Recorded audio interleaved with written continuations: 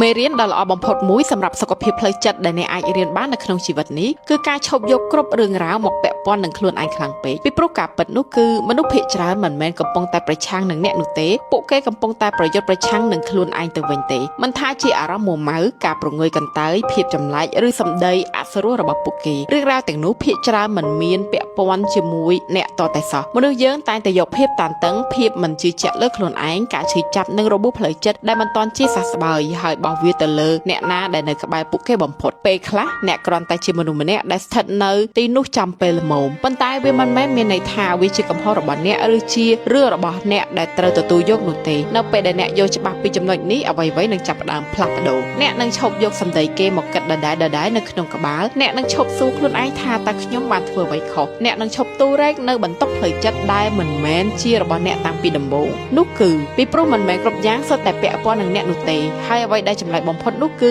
នេះគឺជាការយល់ដឹងមួយដែលផ្ដល់នូវសេរីភាពផ្លូវចិត្តបំផុតទុកឲ្យមនុស្សម្នាក់ដោះស្រាយបញ្ហាផ្ទាល់ខ្លួនរបស់ពួកគេចោះអ្នកមិនចាំបាច់យកភាពច្របូកច្របល់របស់ពួកគេមកធ្វើជាសម្ពាធផ្លូវចិត្តសម្រាប់ខ្លួនឯងឡើយ